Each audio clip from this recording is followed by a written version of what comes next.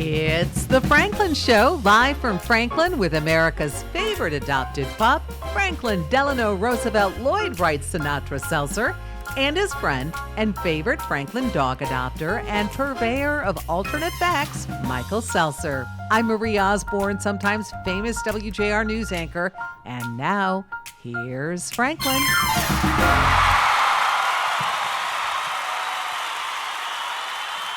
Hey, thank you to my fabulous band. God, you guys are great. And to my announcer, and to all of you folks up there in the cheap seats and throughout this massive studio.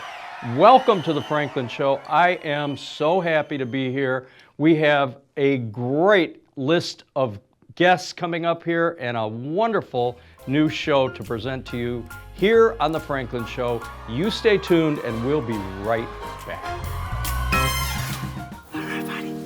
Love is a lesson that doesn't end. It knows no conditions, so you better buckle in. Love keeps you on your toes. It never stops, only grows.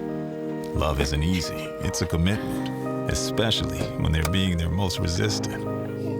Love is finding the right seat so you can take a breath. But remember, love isn't lax, it always double checks. Check that your kids are in the right seat at nhtsa.gov/the right seat. All right, everybody, welcome back to the Franklin Show. Franklin and I are here and very pleased to introduce you to a wonderful lady who has written a wonderful book. Ladies and gentlemen, Lynn Alexander, who has written the book called Caregiver Tsunami, which is, that's quite a title. Well, it's quite descriptive. Thank you for having me. So glad to be with you and Franklin. Yes.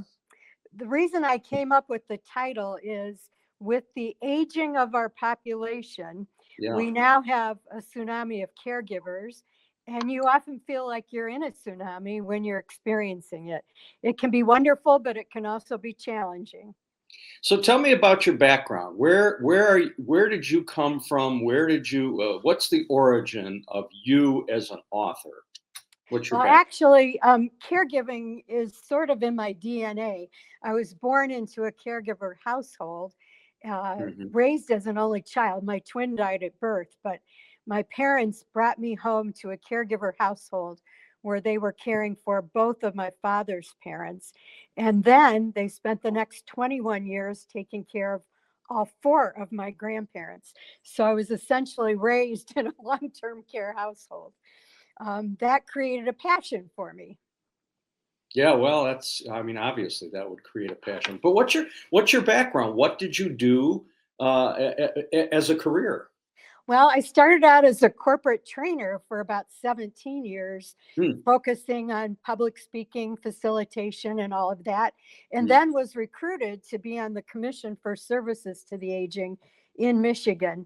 I served for about 3 years on that commission and then was recruited to be the director of the Michigan Office of Services to the Aging, which is a statewide hub for all of senior services in the state.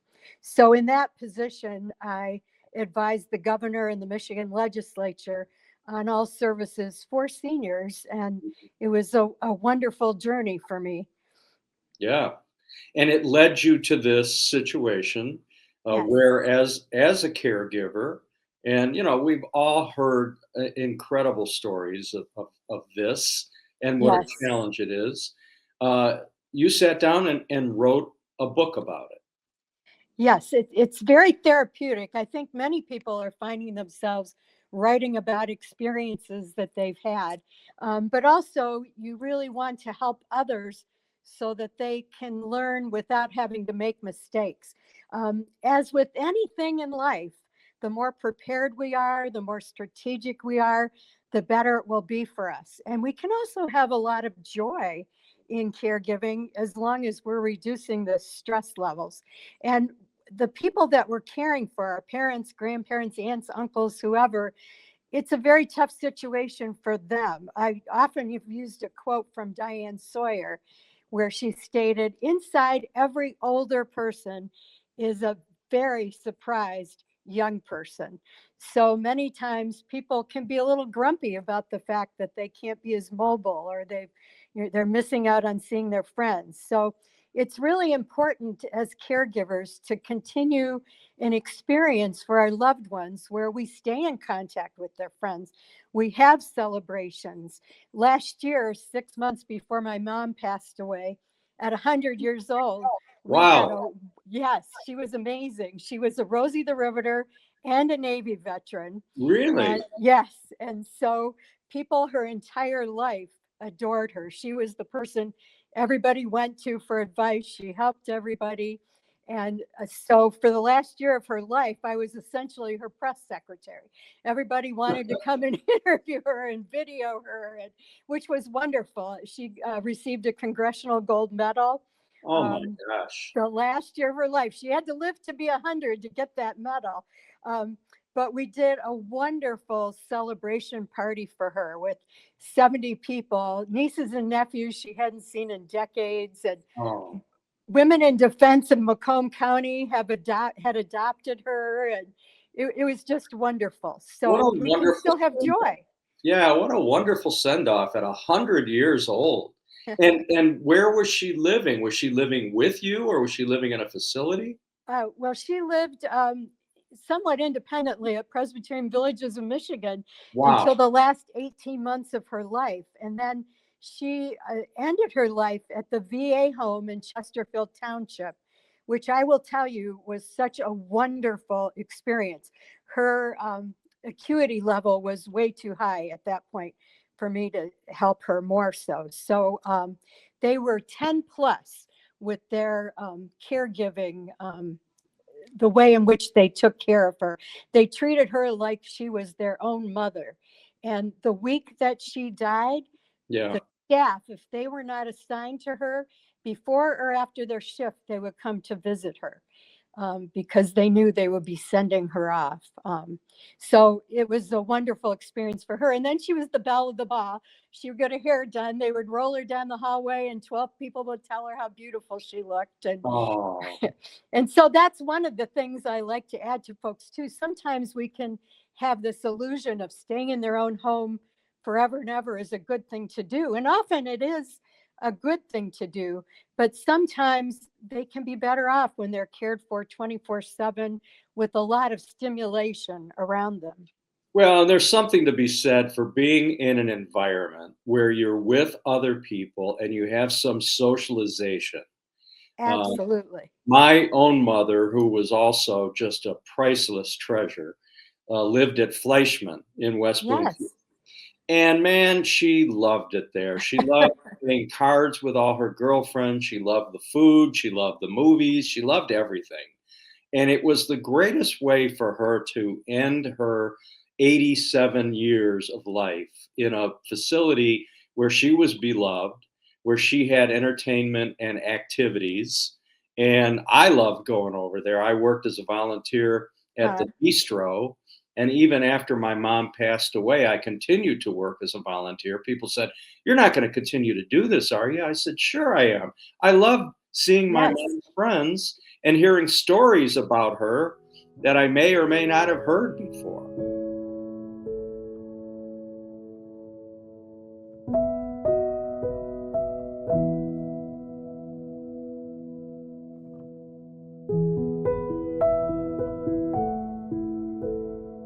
I have four passions. My four passions are, first of all, my family, my poetry. I have my own website. It's bubbinator.com. I have 388 poems on that website. I do stand-up comedy. I come to Fleischmann. I go to B'nai B'rith groups. I go to Heckman, and I share my humor with all these wonderful people who aren't as fortunate as I am. I also work for my son. It's SKM Marketing, and he specializes in calendars and magazines, and I am his salesperson. As a matter of fact, I have written on my card, I'm his best call girl. And I just love life, and my motto is live, laugh, and love.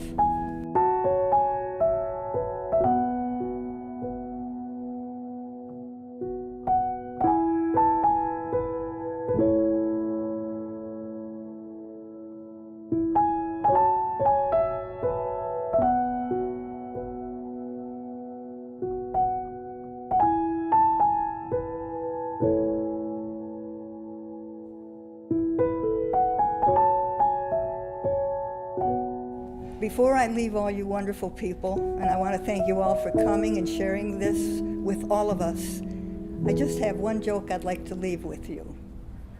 Tsipka goes to Hiller's, and she ganves, she steals a can of peaches, and they caught her.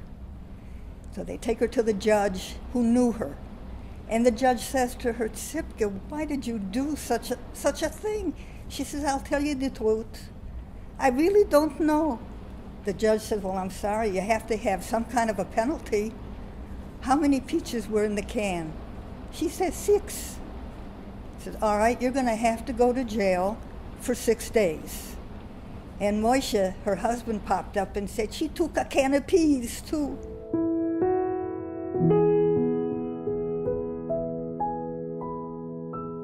So that's a great thing. How Yes. precious for you.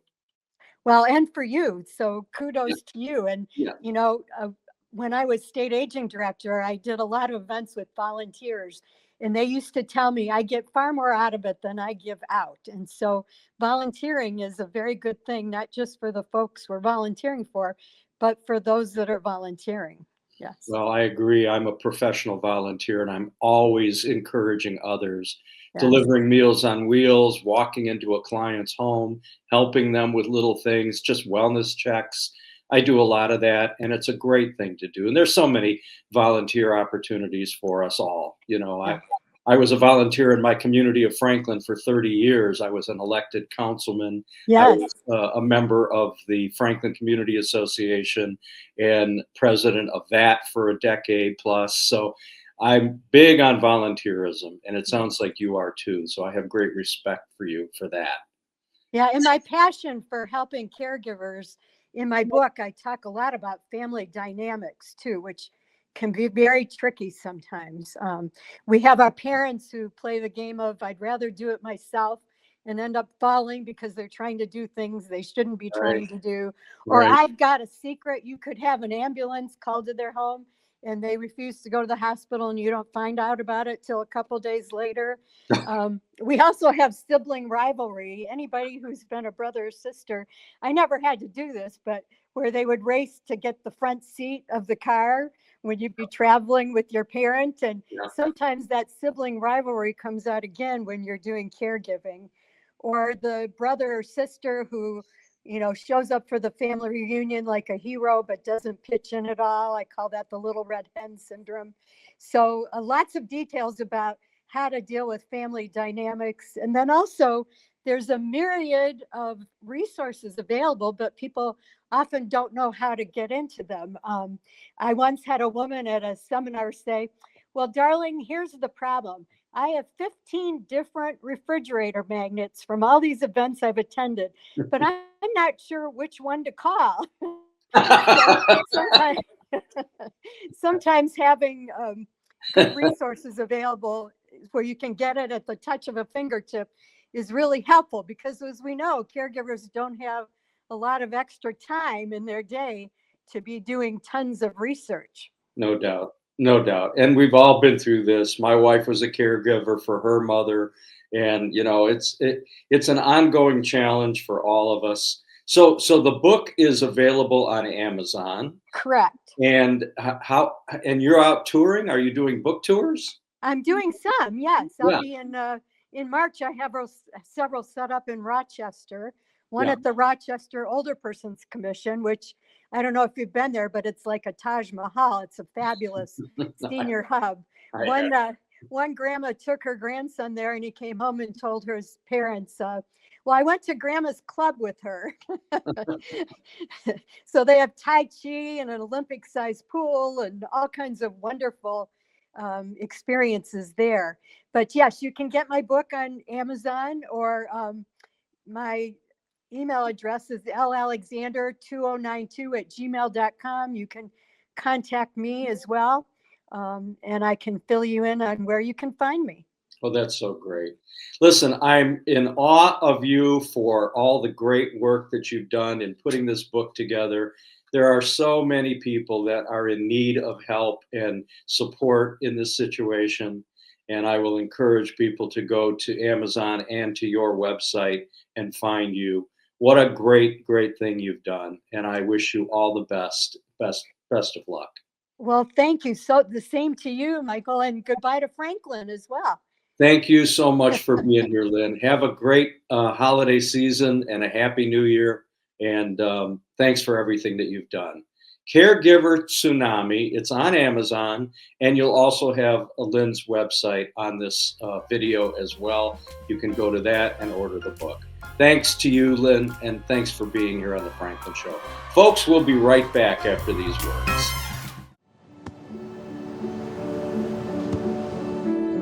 I don't remember how it started. Go to that. Our back and forth.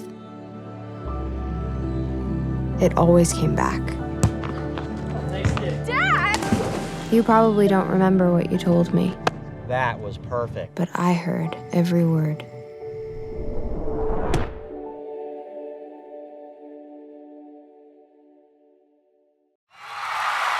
Hey, everybody, welcome back to The Franklin Show. Recently, I had a great honor of receiving what I guess you could call a Lifetime Achievement Award from the Village of Franklin for my 30 years of service, having moved to Franklin in 1995, joining the Franklin Community Association, becoming its president, breaking an ongoing standard of one-year presidencies. I was the president for 11 years on the Franklin Community Association. And then I was recruited in 2010 to join the Franklin Council and became the longest serving member of the Franklin Council continuously, serving from 2010 until this year when I retired. I had 5 terms of service, and the council was gracious enough to give me a nice send-off. And I'm very much appreciative, and I will always cherish my 3 decades in the Village of Franklin. Of course, meeting this man, Franklin, in the Village of Franklin and adopting him in 2016 is the highlight of that. In any event, here's that video. Okay, next is at our last meeting when Trustee Seltzer, former Trustee Seltzer, announced his retirement, we had discussed preparing a proclamation to his service in Franklin, which I now have in front of me, and I would like to take the time to read. Village of Franklin Proclamation recognizing Mike Seltzer for his service as a trustee to the village. Whereas Mike Seltzer and his wife Lori came to the Village of Franklin in 1995, where he resided in one of the village's coveted historic structures. And whereas Mike Seltzer soon thereafter began to pursue civic involvement as a member of the Franklin Community Association. And whereas after serving as a member of the FCA, he became president of the association, serving for 11 years. And whereas Mike ran and won a seat on the Village Board of Trustees in 2010 and held that seat for 15 years over 4 consecutive terms of office. And whereas Mike was unfailingly prepared for council meetings and served on a number of internal committees representing Franklin on the next board of directors and serving as council liaison on the Main Street Franklin board.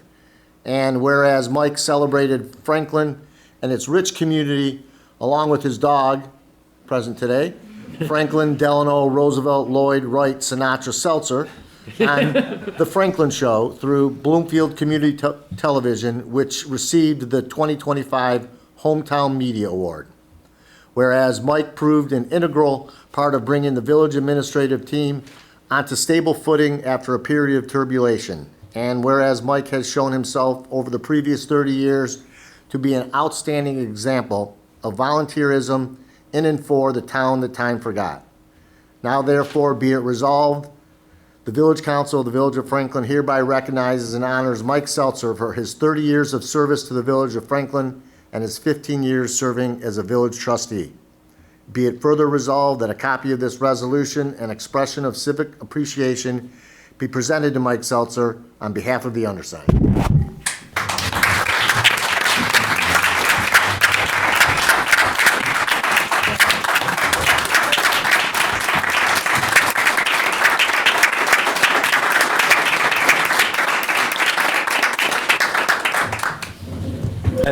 It was very lovely. Thank you, Mr. President and Council.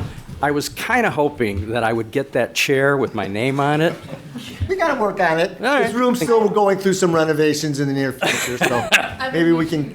I am very proud of so many things, and I know a lot of people say it's a thankless task. I never felt that it was. I always enjoyed and continue to be appreciative of the opportunity that I had here in the village. I grew up 6 miles south of here in northwest Detroit. It was a neighborhood of policemen and firemen, and I learned respect for law and order. I carried that with me throughout my life. I had Back the Blue on my property for years and years, and I continued to support our great police and our great fire department here in the village of Franklin. So it's such an honor for me to think that 30 years ago, my wife and I were fortunate enough to move into this village. We came from Bloomfield Hills. We had a very completely done suburban house. I remember the day she called me. I was in New York, and she said, I found a house we have to buy tomorrow. Stop by on your way home from the airport and look at this house because we need to buy it. And I listened to my wife, so we did that. But I felt like I was going from the Jetsons to the Flintstones. And when we got into this historic 1840s home that was once an inn and once a restaurant, I became so enthralled with all of the history of this village. And that historical museum that you talk about has the Franklin House dinner by reservation sign in it. I donated that when we sold our house. I'm proud of the years that I spent on the FCA. We kept Roundup going all those years, and there were tough times.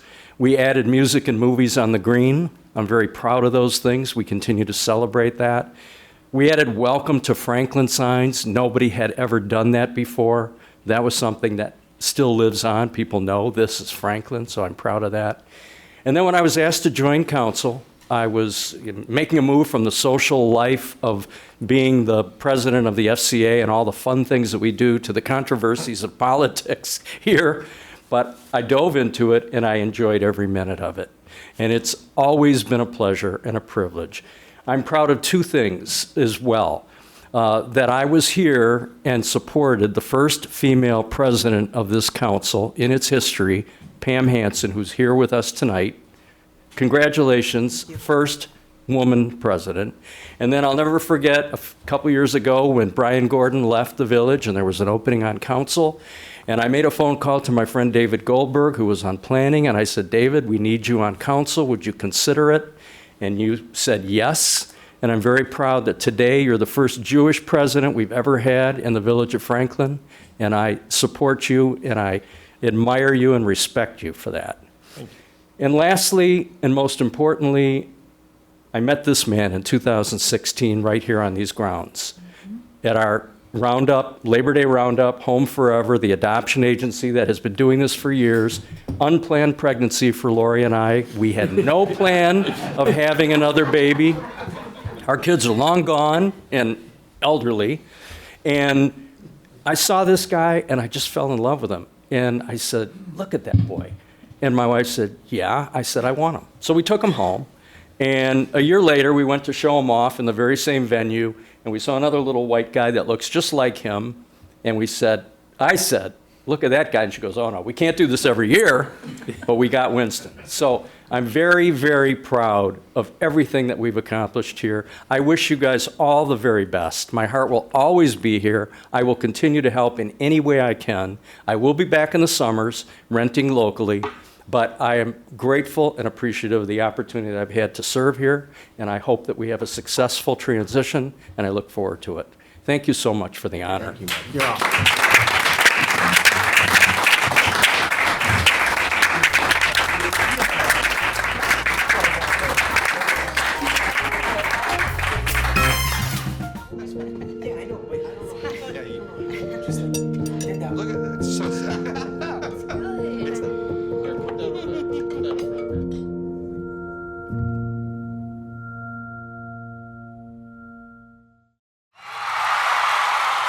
Well, folks, thank you so much for tuning in, and thank you to my great band, my fabulous announcer, this entire great studio audience, and all of the technicians that work so hard every week to make The Franklin Show the most entertaining and award-winning show on television. God bless you all. See you next week, right here on The Franklin Show. Thanks, everybody. Glocken klingen hell.